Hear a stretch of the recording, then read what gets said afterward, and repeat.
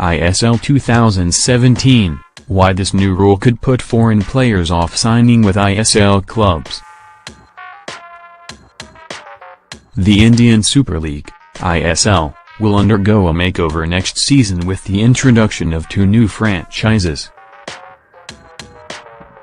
Bengaluru FC and Tata Steel's new team are the new ISL entrants, and apart from that, there will be quite a few changes affected as the popular franchise league gets retooled.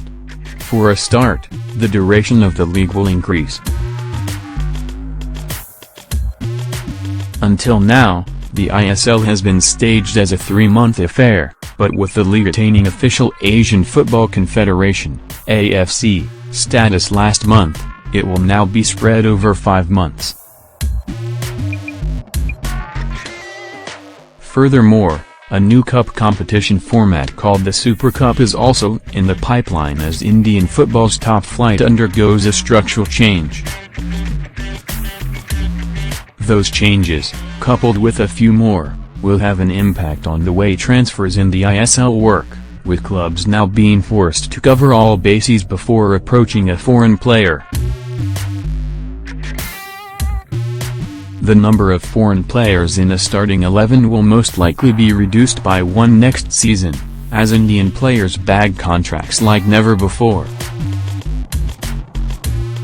While people raised eyebrows as the likes of Amrinder Singh and Sandesh Jhingan signed record deals, the situation for foreign players hoping for a big Indian payday looks increasingly grim. With the ISL set to be a weekend affair from next season, clubs will have a hard time trying to seal deals with top-drawer foreign stars.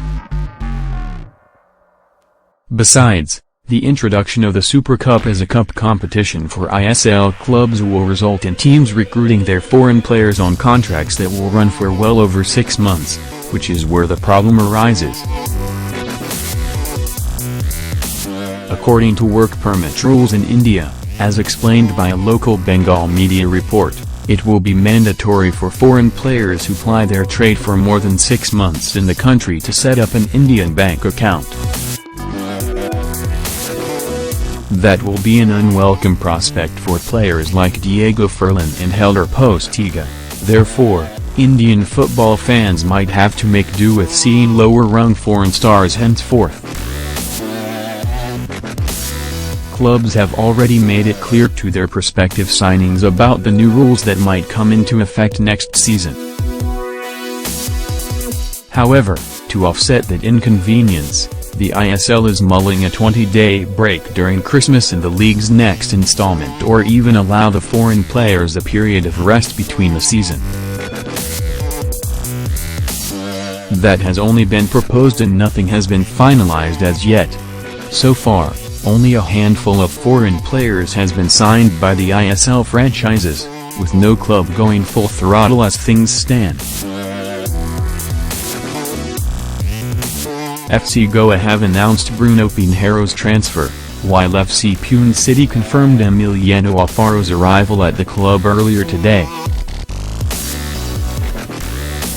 With the new regulations coming into effect from the forthcoming season, it could be a difficult summer for ISL clubs looking to rope in their #1 foreign targets. The ISL fans, likewise, would have to settle for lesser names next season. That being said, everything is at the expense of the growth of Indian football, which will only happen once the dependence on big foreign names reduces and Indian players are afforded better chances in the country's domestic leagues.